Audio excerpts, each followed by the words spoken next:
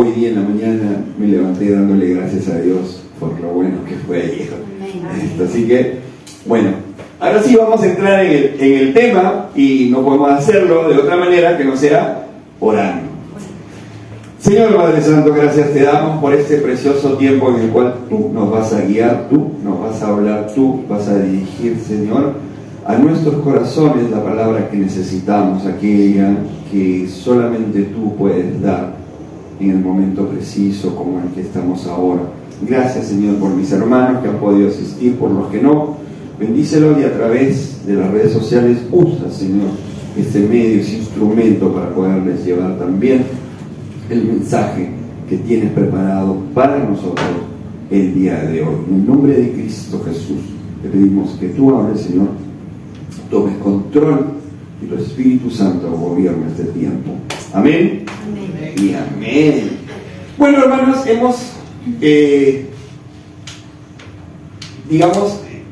nos hemos dejado llevar por el Señor para esta nueva serie, que es una serie preciosa, que va a tratar de un solo versículo.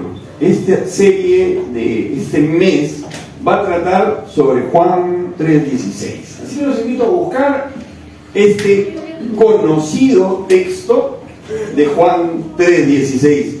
Este texto de Juan 3:16 se le conoce como el Evangelio, o el mini Evangelio, o el mensaje de la buena nueva. ¿Quién no conoce Juan 3:16? Hasta los inconversos saben qué cosa es Juan 3:16, porque lo vemos en polos, en las famosas pegatinas o calcomanías que circulan en los micros, en las combi, en los buses, en el Natru, en el Metropolitano, en la T.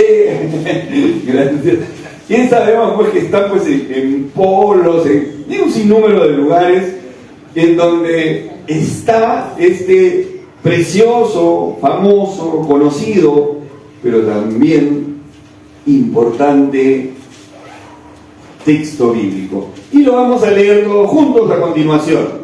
Juan 3:16 dice: porque de tal manera amó Dios al mundo que ha dado a su Hijo unigénito, para que todo aquel que en él cree no se pierda, mas tenga vida eterna. Amén. ¿Cuántos dicen amén? Amén. Amén.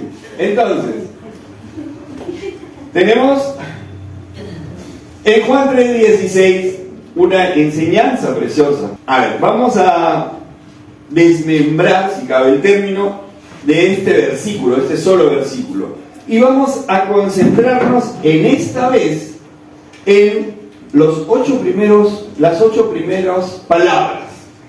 Y esas 8 primeras palabras son: porque de tal manera amó Dios al mundo.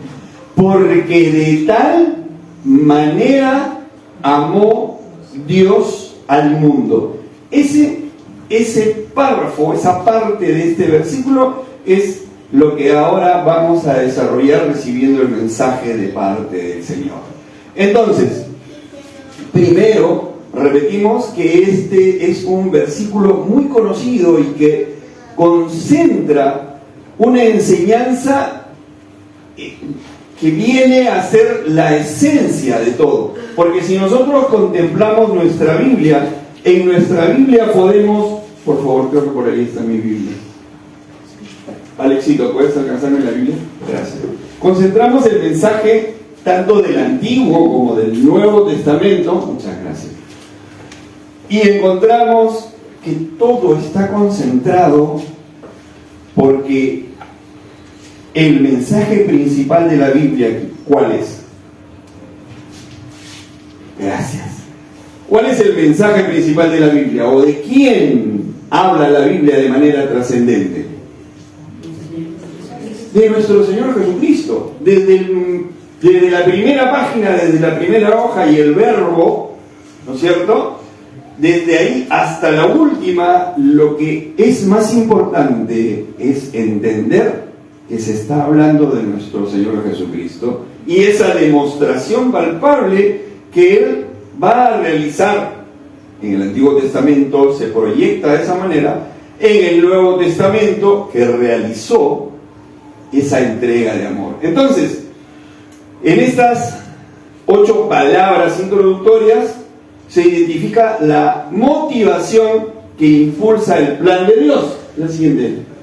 Y ahí es que encontramos que es el amor incalculable, es decir, no podemos calcular ni pesar ni medir, ¿no es cierto?, este amor de Dios es insuperable, es indudable, que tiene Dios para los seres humanos, aquellos que creó a su imagen y semejanza. Tú y yo somos imagen y semejanza de Él, ¿no es cierto? ¿Lo creemos o no? Pues no somos animalitos, reencarnación, cucarachitas, ni nada por el estilo. Somos imagen y semejanza de Dios. Entonces, ahora viene lo importante, es que nosotros entendamos en este criterio cuál es la magnitud de ese amor. La primera palabra, ¿cuál? ¿Qué dice? Porque, palabra, ¿qué dice? Hay algunas versiones que o las titulan de tal manera, ¿no es cierto?, quitando el porqué, o simplemente lo textualizan, lo interpretan como que no fuera necesario el porqué, sino de tal manera.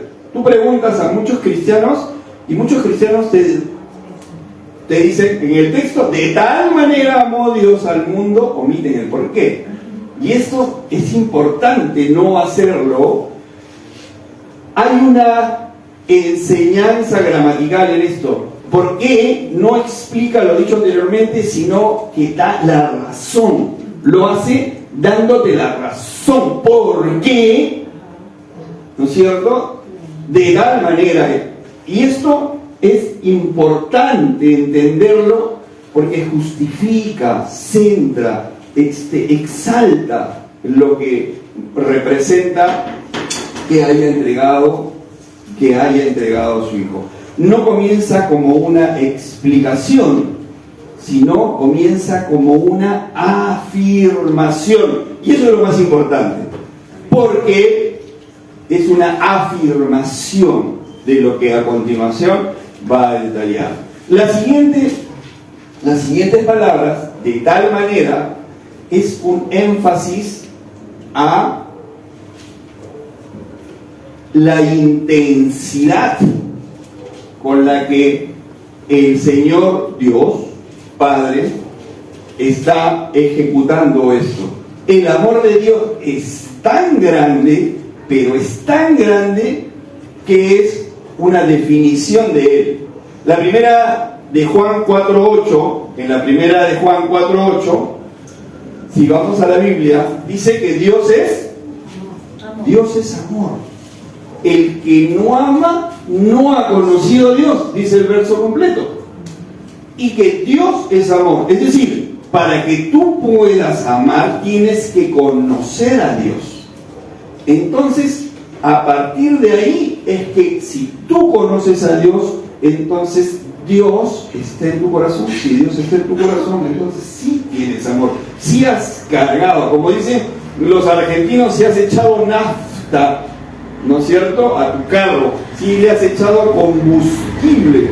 Si tú quieres caminar en amor, tienes que cargar tu tanque, tu reserva, ¿no es cierto?, de amor para poder estar ahí. Entonces Juan hace esta descripción, y esta descripción lo hace en énfasis para que entendamos que Dios nos ama inmensamente.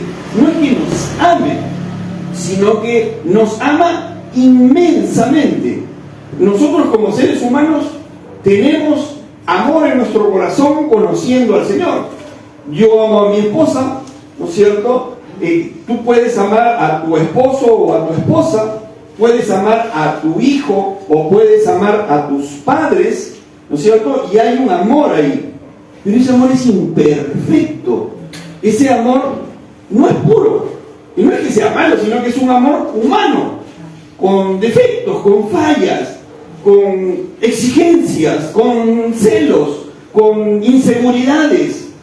¿Es amor? Sí, sí lo es, pero el único que ama de manera perfecta y también de manera inmensa es Dios.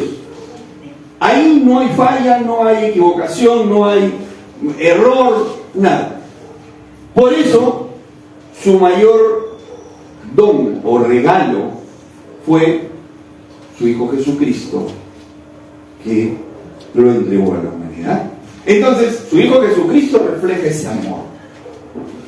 Y entonces también es fundamental en el plan de Dios, en el plan de salvación, Jesús como un regalo de amor.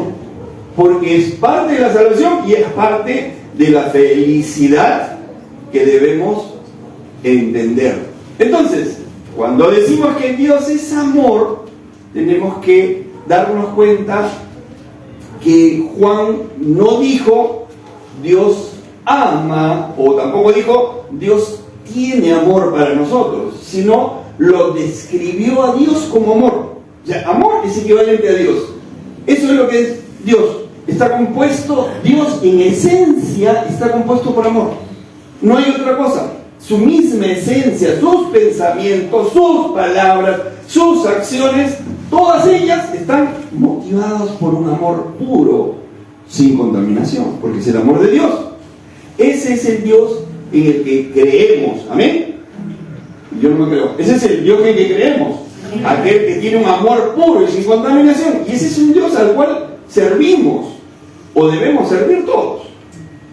Ahora, entendiendo esto, podemos darnos cuenta que esto lo hizo para alcanzar al mundo. Dice, el amor de Dios es universal y exclusivo. El término al mundo revela el alcance y el objetivo del amor de Dios. El alcance, es decir, a dónde va dirigido, a quién va dirigido el amor de Dios. ¿A quién? Al mundo, la humanidad. Exacto, pero tenemos que entender lo siguiente, porque nosotros pensamos que el mundo significa cantidad o que abarca muchísimo, ¿verdad? Y sí, en parte lo es. Pero lo más importante es entender que el mundo es un objetivo de amor de Dios que abarca toda la humanidad, ¿cierto?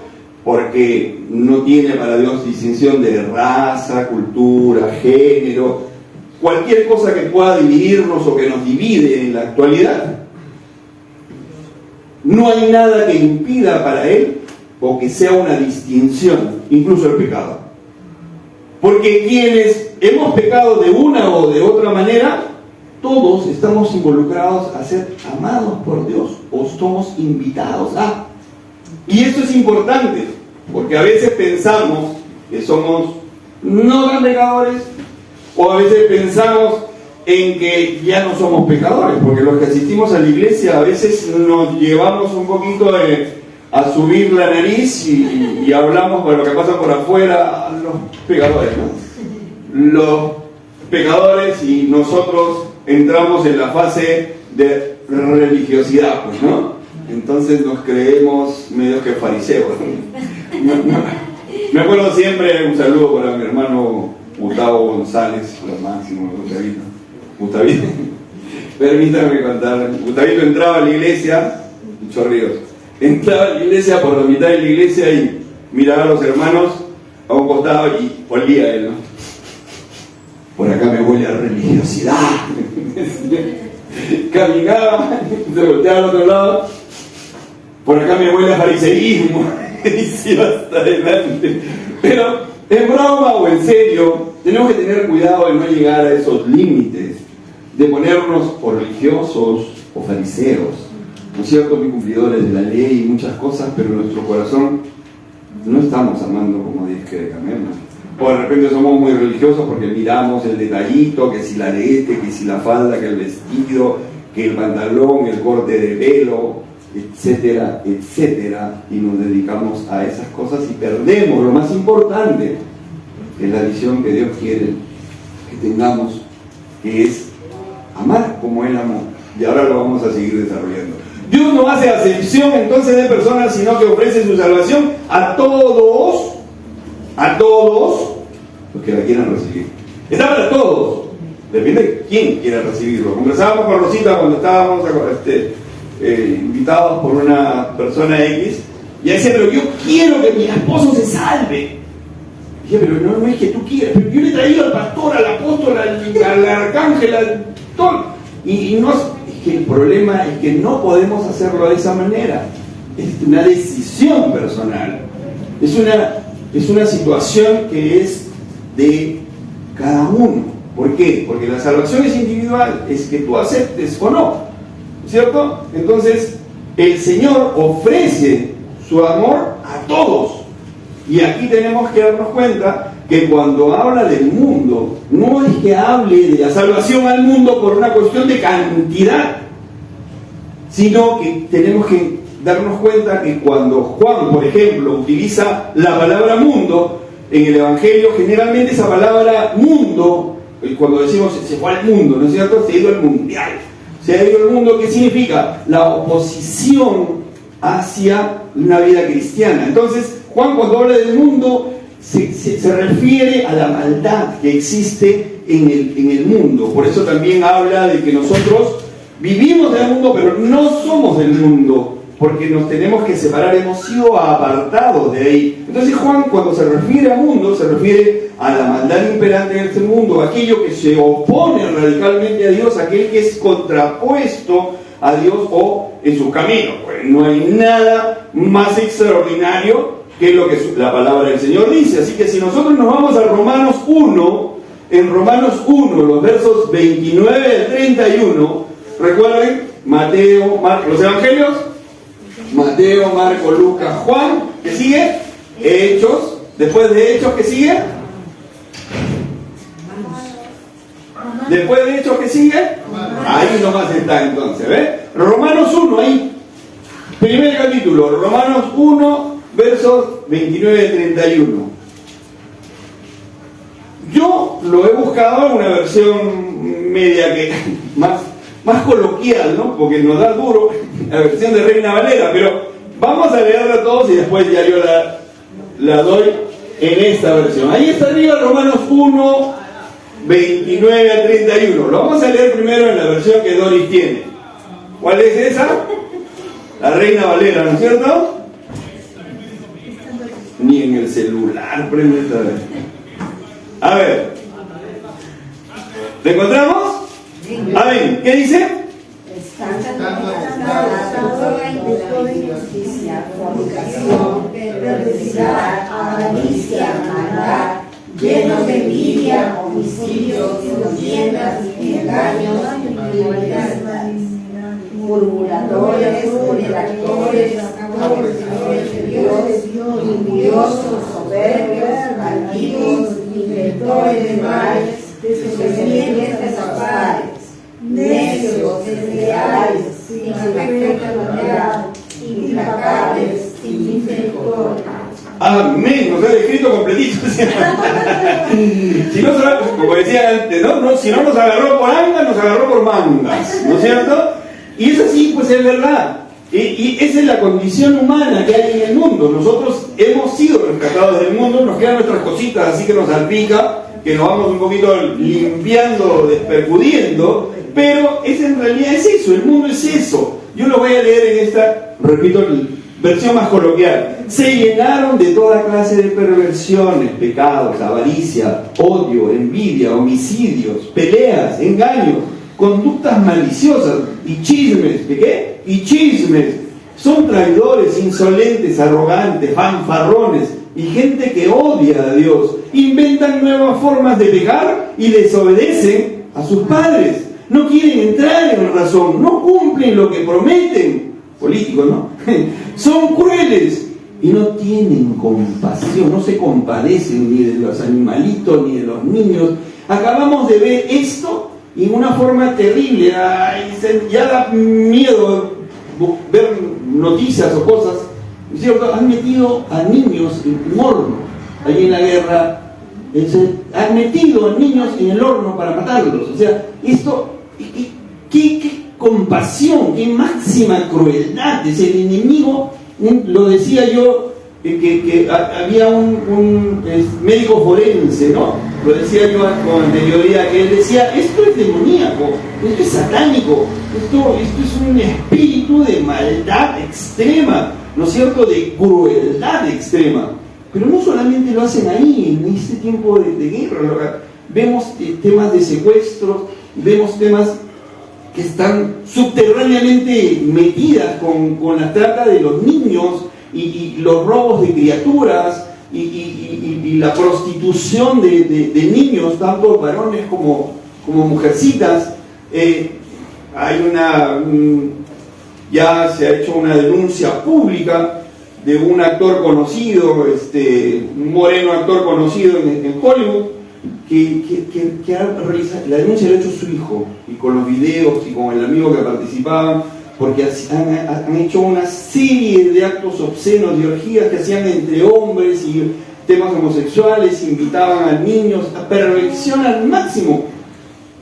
Y uno lo ve pues con la carita de que es un tipo muy agradable, rapero él y todo lo demás, y en realidad tienen tanto dinero que lo que hacen es comprar, y compran vidas, o sea, compran niños, y lo disfrutan, que es lo peor. Entonces, ese es el mundo, y esa es la descripción que Juan hace, de que nosotros no podemos estar ahí, y esto está opuesto completamente a lo que el Señor quiere. Entonces, ahora, sabiendo todas estas cochinadas, disculpen la expresión, todas estas cosas tan feas, pido perdón, mami, sabiendo todas estas cosas tan malas, ahora podemos entender de tal manera amó Dios al mundo. O sea, está Dios amando a ese mundo. El teólogo Benjamin Warfield dice: Juan quiere mostrarnos no que el mundo es tan grande que hace falta mucho amor para abarcarlo, no es la inmensidad en cantidad, en tamaño, sino que el mundo es tan malo que hace falta un amor demasiado grande para poder amarlo, y ese es el amor de Dios. Hace falta un amor demasiado grande para poder amarlo a ese mundo lleno de pecado, lleno de corrupción, lleno de maldad, lleno de homicidios. Pero a ese mundo Dios lo ama. Y sobre todo cuando pensamos en el hecho de que ese amor le costó la vida al Hijo de Dios. Por ese mundo tú darías la vida de tu hijo. Tú darías la vida de tu hijo. Por ese mundo. Así es el amor de Dios. Claro está, como dice Hechos 17:30. En Hechos 17:30 dice: pero Dios, habiendo pasado por alto los tiempos de esta ignorancia, mi pueblo perece por falta de conocimiento, decía nuestro Señor Jesucristo.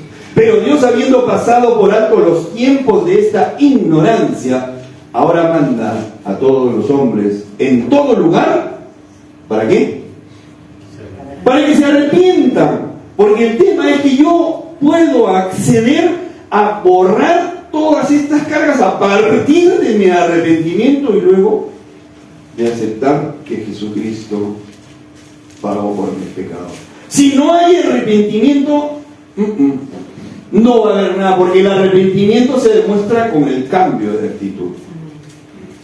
Entonces, nuevamente podemos entender que es la misericordia de Dios hacia este mundo lo que en Hechos 17:30 encontramos. Hechos 17:30 dice: pero Dios, habiendo pasado por alto los tiempos de esta ignorancia, ahora manda a todos los hombres en todo lugar a que se arrepientan. Y también, obviamente, indica que hay un solo camino. Sin embargo, su amor también es exclusivo, porque no hay otro camino. No hay santito, no hay que me porto bien, no hay que yo hago un ejercicio, que yo hago obras buenísimas para poder llegar a mi salvación. No lo hay. Es solamente un camino, y lo hemos visto en las reuniones anteriores. Solo hay un camino para ser salvos, y eso es su Hijo unigénito Jesucristo. Fuera de Él no hay salvación. Fuera de Cristo no existe forma de acceder a la salvación. Entonces, tenemos que darnos cuenta que hay una medida, una gran medida, es decir, una manera de valorar esto es sabiendo y reconociendo la importancia de lo que Dios hizo. Primera de Juan, así como en Juan 3:16, primera de Juan 3:16. Primera carta de Juan, esa sí está casi al final, un poquito antes de Apocalipsis, ¿verdad? Primera carta de Juan, como diría Farid, primera antes de la segunda. Primera carta de Juan 3:16. En esto, ¿lo tenemos? ¿Amén? Amén. En esto hemos conocido el amor, en que Él puso su vida por nosotros. También nosotros debemos poner nuestra vida por los hermanos. ¿Amén? Amén. En eso hemos conocido el amor de Dios. En eso podemos identificar el amor de Dios. Que Él puso su vida por nosotros. Él puso su vida por nosotros. Y eso es importante. Porque acá hay un acontecimiento glorioso y redondea lo que es el amor. Porque si bien es cierto, Dios entregó a su Hijo, allí hubo ese estado de acuerdo, porque Jesús estaba de acuerdo con ofrendar su vida. No había una obligación ni una contraposición. Hacen algunos comentaristas y críticos teólogos que hacen un paralelo a el acto en el cual Abraham iba con su hijo. ¿Recuerdan a dónde iba? Lo hizo cargar su leña, ¿no? Se dice que tenía más o menos sus 16 años, un poquito mayor que Gerardo, ¿cierto? ¿Y qué hizo? Su papá le dijo: hijo, vamos a hacer un altar, vamos a hacer un sacrificio al Señor, porque Él lo ha pedido. Ya papá dice: bueno, chapa esta leña, carga tu leña. ¿Trae fósforo? No importa, ya yo con piedrita. Y cuando iba caminando, tú te vas dando cuenta, pero ¿y a qué cosa vas a sacrificar? No está llevando un carnero, no está llevando una ovejita, no está llevando gallina, ni pollo, ni pato. Y obviamente un joven que intuye, que se da cuenta, que piensa, ¿qué hubiera hecho? Chapa su combi, no lo ves más, ¿no es cierto? Se va, o sea, era lo lógico. Pero aquí es donde hacen el paralelo, que ellos iban por obediencia. Iban por obediencia.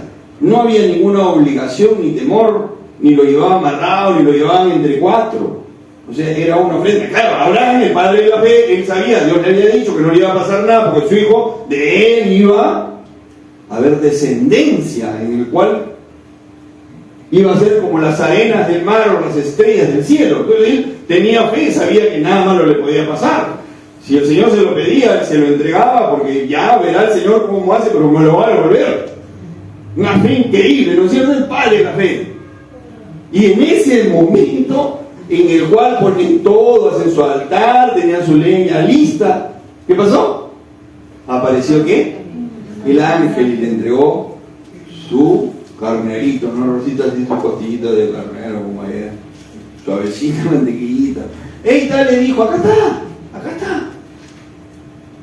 Y nadie salió corriendo, sino que había ese acuerdo. Y eso es lo que grafican los teólogos, los comentaristas bíblicos, que el Señor estaba de acuerdo y no lo obligaba a Cristo, sino que Cristo también estaba de acuerdo con él para entregar su vida por salvación de ese mundo que acabamos de escuchar, de ese mundo del cual nosotros hemos salido. Entonces, tenemos que entender que también la medida del amor de Dios estaba en el discurso, por ejemplo, las palabras del Señor en el aposento alto. ¿Se acuerdan el aposento alto? Donde estaban reunidos con sus amigos, donde estaba ya el último momento que iban a compartir antes de ya pasar al tiempo en el cual iba a ser él tomado preso y sacrificado después de todas las cosas feas que le hicieron. Y en ese tiempo, en el aposento alto, él les dice a sus discípulos, apóstoles, que hay oposición en el mundo. O sea, tranquilo, le dice, ¿no? El mundo lo va a aborrecer porque a mí me aborreció primero. En Juan 15, 18, vamos a la Biblia, por favor.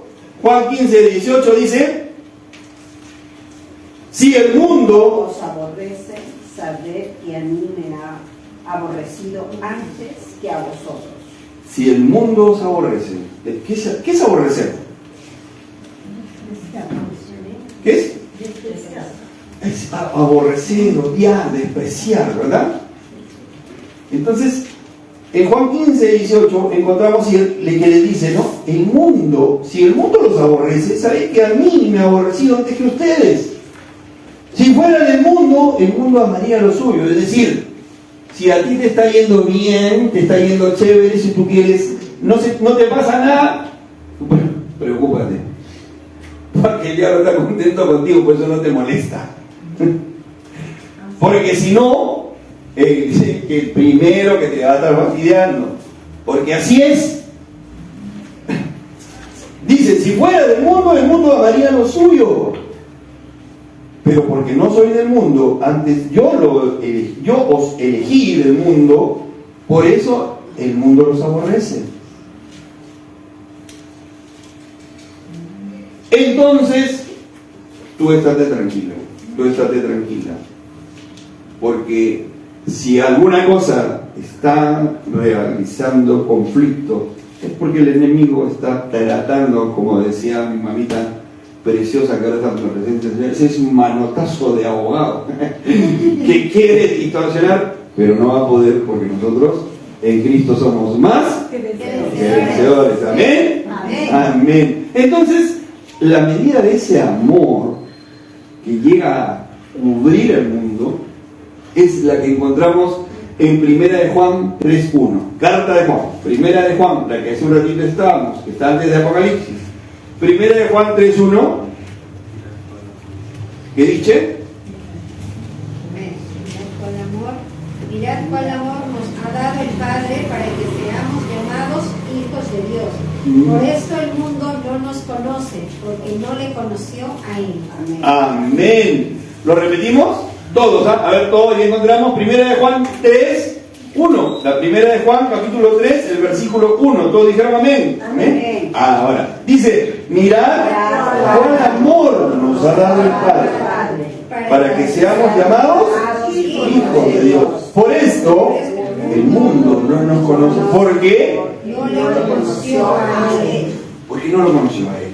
Entonces el mundo no nos conoce como debería. Y aquí pues hay una... Queridos hermanos, queridas hermanas, acá hay una pequeña demanda. Esa medida de amor, Romanos 10:14. ¿Cómo pues invocarán a aquel en el cual no han creído? ¿Y cómo creerán en aquel de quien no han oído? Entonces, ¿cómo podemos pretender que el mundo cambie si nosotros no les decimos nada? Si solamente nos refugiamos y somos cristianos de iglesia, de aquí, de la casa del Señor, del templo, y cuando salimos, como decía mi tío, y eso no es posible. Por favor, vamos, en su Biblia búsquenlo, Romanos 10:14. Romanos 10:14. ¿Cómo pues invocarán a aquel en el cual no han creído? ¿Y cómo creerán en aquel de quien no han oído? ¿Y cómo irán? Sin haber quien les predique. No cierren esa hoja, no cierren esa hoja. Romanos 10:14. ¿Por qué le digo que no cierren esa hoja? Porque en el verso 13, en el anterior, hemos leído Romanos 10:14. Ahora, en el verso 13, ¿qué dice? Porque todo aquel que invocar el nombre del Señor será salvo. ¿Por qué?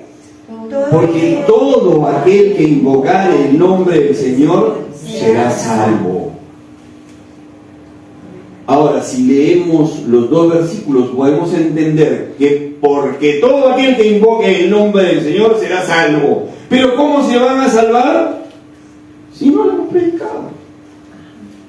Entonces tenemos que predicar para que toda criatura, toda el mundo, en el mundo, del mundo, pueda recibir palabra y tener la oportunidad de decidir su salvación, de elegir su salvación, de proponer, porque no es una situación nuestra, es el Señor, el Espíritu Santo ahora quien está a la puerta y llama.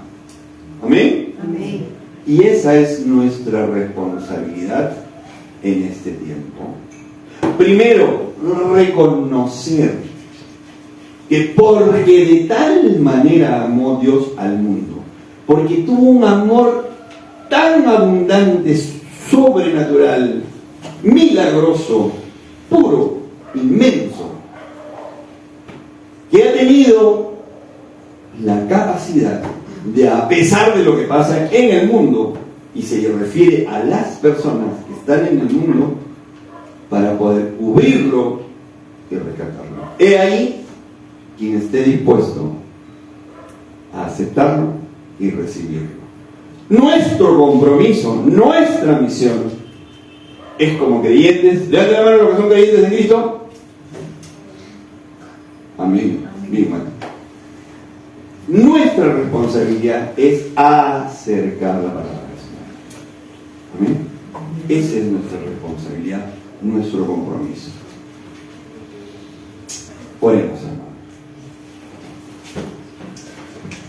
Bendito Padre Celestial, gracias te damos en esta noche por permitirnos entender que tu amor es puro, que tu amor es perfecto, que tu amor es abundante, no solamente en cantidad, Señor, sino sobre todas las cosas, es un amor demasiado grande que no podemos entender. Pero en esa grandeza, en esa perfección, tú contemplas al mundo. Y a pesar de los pecados, faltas, errores, maldades, los amas, nos amas. Y te agradecemos también, porque conociéndonos con nuestros errores, defectos, pecados y maldades, nos sigues amando. Gracias, Señor, infinitas gracias, porque solamente tú eres capaz de llamarnos al arrepentimiento. Dice tu palabra que tú no estás tardando. En tu segunda venida tú no tardas, lo haces intencionalmente porque tienes misericordia del mundo para que tenga tiempo de poder arrepentirse y así encontrar la salvación. Gracias, Señor. Gracias porque salvaste mi vida, salvaste nuestra vida. Gracias porque nos diste una segunda oportunidad, o de repente una tercera oportunidad. Gracias, Señor, porque tú eres así de misericordioso. Te pedimos, Señor, que tengas a bien por las personas que nosotros estamos orando, por nuestros hijos, por mis hijos mayores, por la familia, por aquel padre, madre que todavía no recibe al Señor o está en dudas, por aquella persona del trabajo, el estudio, que tiene temor o que se cree juzgado o que no es merecedor de la salvación. Señor, permítenos que nosotros seamos tus voceros. Ponnos palabra, pon en nosotros, Señor, un espíritu de valor, que dejemos de lado el temor y podamos acercar a proponer tu palabra de salvación a estas personas que tanto lo necesitan. Gracias te damos, Señor, por este tiempo. En el nombre precioso de Cristo Jesús. Amén y amén. ¿Y todos dijimos? Amén. Amén. Gloria a Dios. ¿Por qué no le brindamos un fuerte aplauso a nuestro Señor? coordinador, el auditor